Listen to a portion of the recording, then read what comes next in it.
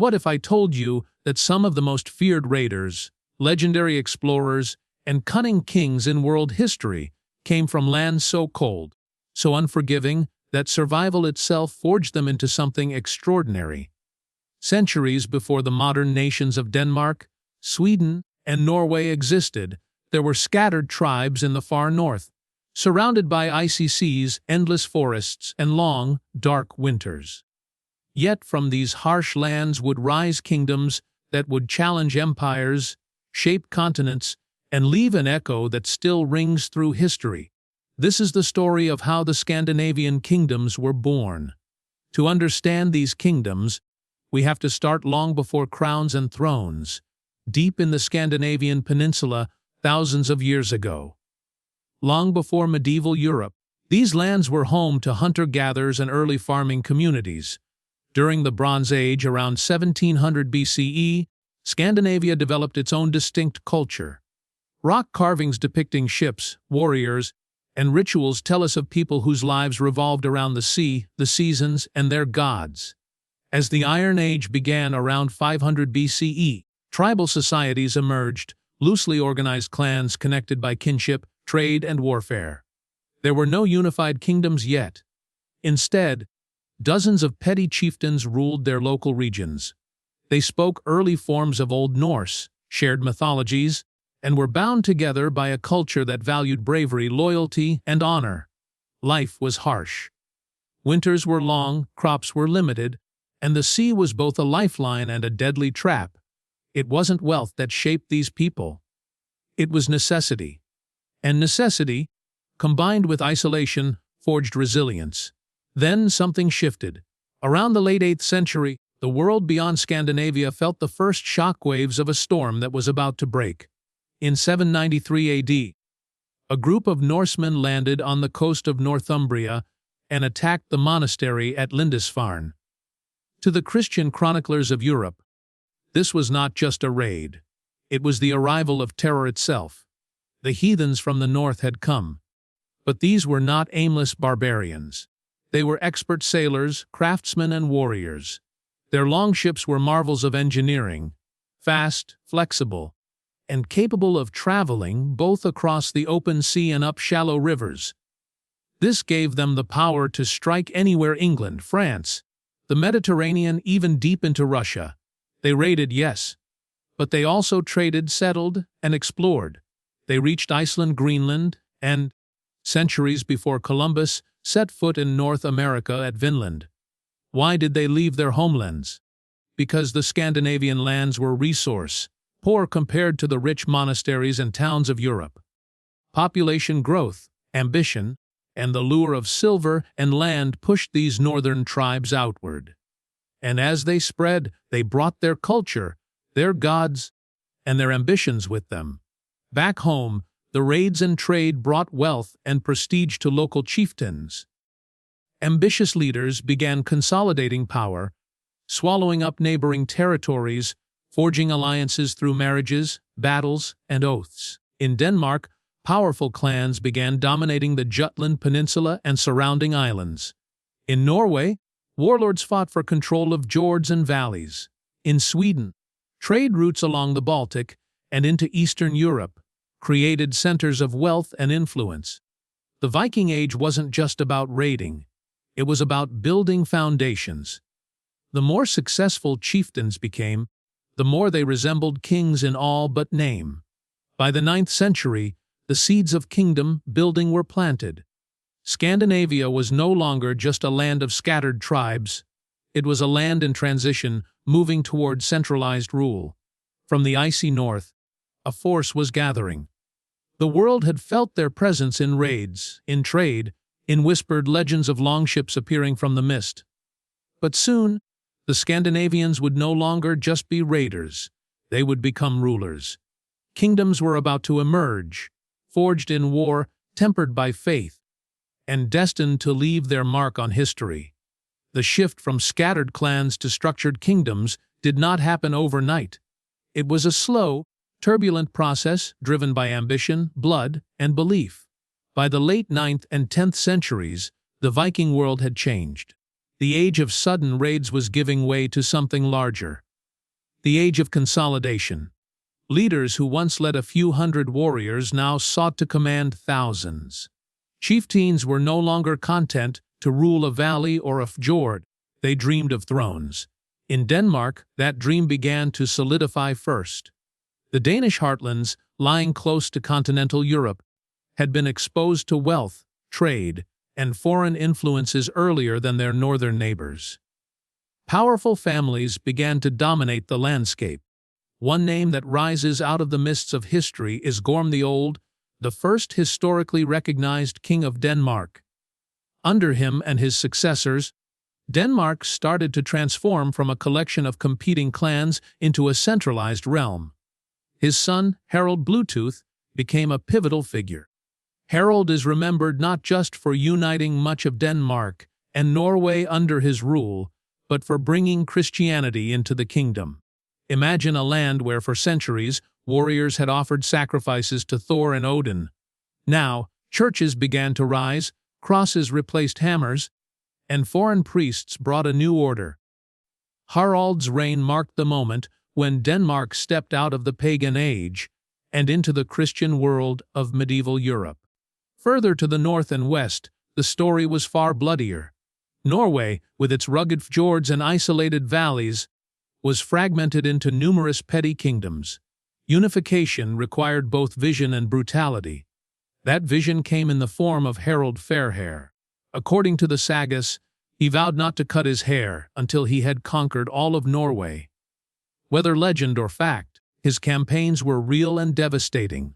One by one, rival chieftains were defeated or forced into submission. Some fled across the sea to Iceland, unwilling to bend the knee. By the end of the 9th century, Harald Fairhair stood as the first king of a united Norway, though that unity was fragile and would be contested again and again in the centuries to come. Sweden's path was different. Its power grew not primarily through conquest, but through trade and strategic control.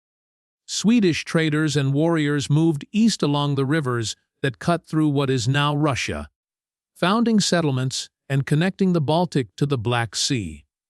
They became known as the Varangians, playing a major role in the formation of the Kievan Rus. At home, Swedish rulers began to emerge from centers like Uppsala, blending religious authority with political power. Temples stood beside halls of chieftains, and kingship intertwined with sacred tradition. The Swedes didn't rush to unify. Their consolidation came gradually, through networks of alliances, trade wealth, and the steady expansion of royal influence. As these kingdoms began to form, something deeper was changing in Scandinavia: belief. The old gods had guided these people for centuries. Their myths told of a world balanced between order and chaos, where warriors sought glory to sit in Valhalla beside Odin. But now, Christianity arrived not as a whisper, but as a wave.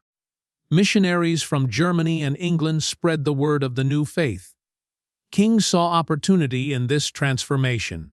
To adopt Christianity was to gain legitimacy in the eyes of powerful Christian Europe. It brought alliances, trade benefits, and, crucially, it gave rulers a divine justification for centralized power.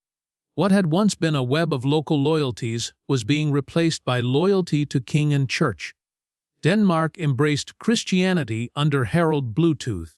Norway followed through the efforts of Olaf Tryggvason and later Olaf Haraldsson, figures who would be remembered as both conquerors and saints. Conversion in Norway was often brutal. Temples were burned, pagan rituals outlawed, and resistance crushed.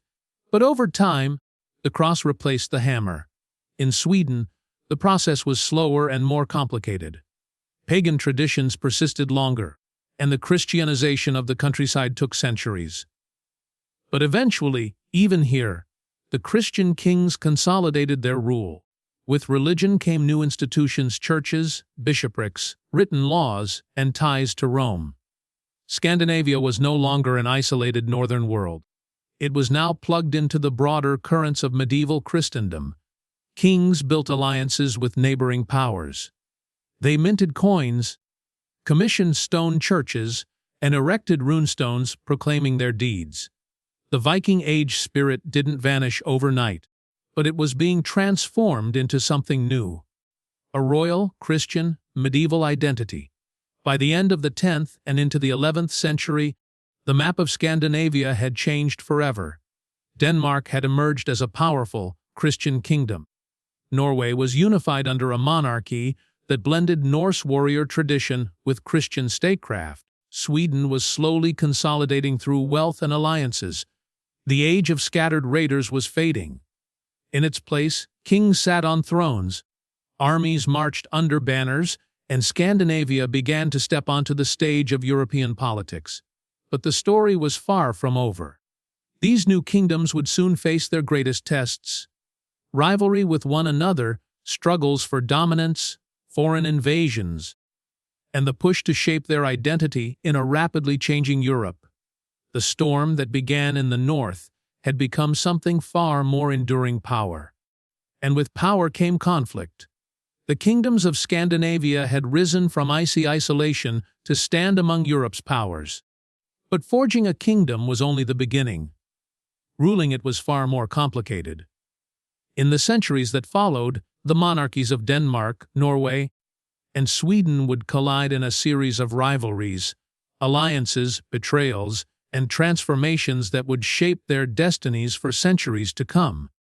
Denmark entered the medieval stage with ambition. Under kings like Snut the Great in the early 11th century, Danish power expanded far beyond its homeland. Snut built a North Sea empire that stretched across Denmark, England, and parts of Norway, a realm that briefly rivaled the greatest kingdoms of Europe. For a moment, it seemed as if the Danes might dominate the north entirely. But empires born through conquest rarely last.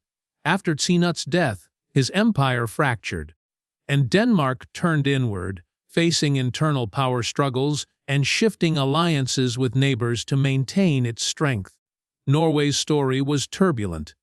Unification under Harald Fairhair had been a monumental achievement, but maintaining that unity proved far more difficult. Successive kings faced uprisings from powerful jarls and ambitious nobles. The Christianization of the kingdom brought new forms of governance and law, but also new sources of tension. Norway often found itself caught between the ambitions of Denmark and the emerging might of Sweden. At times it stood proudly independent. At other times, it was drawn into unions and subjugation, particularly under Danish dominance during the late medieval period. Yet the Norwegian spirit, shaped by rugged landscapes and centuries of independence, never fully vanished. Sweden, meanwhile, was evolving into something formidable. Unlike Denmark's early outward expansion or Norway's fragile unification, Sweden's strength grew steadily from within. Control over the lucrative Baltic trade routes gave Swedish kings wealth and leverage. By the 12th and 13th centuries, Sweden was expanding eastward, launching crusades into Finland and consolidating its power at home. Internal rivalries between noble families and the monarchy shaped its politics, but Sweden's rise was slow, strategic, and enduring. These three kingdoms existed in a state of constant tension, sometimes allies, often rivals. Dynastic marriages, wars of succession, shifting alliances, and foreign influences created a complex web of power. In 1397, this web culminated in a remarkable experiment, the Kalmar Union. Under the leadership of Queen Margaret I of Denmark, Norway, and Sweden were united under a single monarch. For the first time, the three great Scandinavian kingdoms stood together, presenting a united front in a Europe dominated by powerful monarchies and rising empires. But unity is fragile. The Kalmar Union was more a political arrangement than a true merging of nations. Each kingdom had its own traditions, nobles, and ambitions. Sweden, in particular, chafed under what it perceived as Danish dominance. Over the following century, tensions boiled over. Rebellions, political intrigue, and violent reprisals shook the Union. In the early 16th century, Sweden broke away for good under Gustav Vasa, marking the birth of modern Sweden and the beginning of a new era of rivalry between the Scandinavian powers. The Protestant Reformation swept through Scandinavia, further transforming the political and religious landscape. Lutheranism became the dominant faith, monarchs consolidated their power, and the old medieval structures gave way to early modern nation-states. Denmark and Sweden emerged as major regional powers, often at war for control of the Baltic. Norway, tied closely to Denmark, maintained its distinct identity but found itself under foreign crowns for centuries. Through these centuries of transformation, the legacy of the Viking Age and the early kingdom builders never vanished. It lingered in the languages, in the law codes, in the symbols of monarchy, and in the shared cultural memory of a people shaped by harsh lands and epic struggles. The kingdoms that had begun as scattered tribes, huddled against the cold, were now shaping European history on their own terms. The story of the Scandinavian kingdoms is not just one of raids and battles. It's a story of resilience, transformation, and identity. From icy fjords and dense forests came societies that adapted, evolved, and forged their place in a changing world. They were raiders, kings, empire builders, rebels, reformers, and survivors. If you've enjoyed this deep dive into the forgotten and dramatic history of Scandinavia, don't forget to like this video, share it with fellow history enthusiasts, and subscribe to the channel for more cinematic, storytelling-style documentaries. Your support helps bring these powerful stories from the past to life.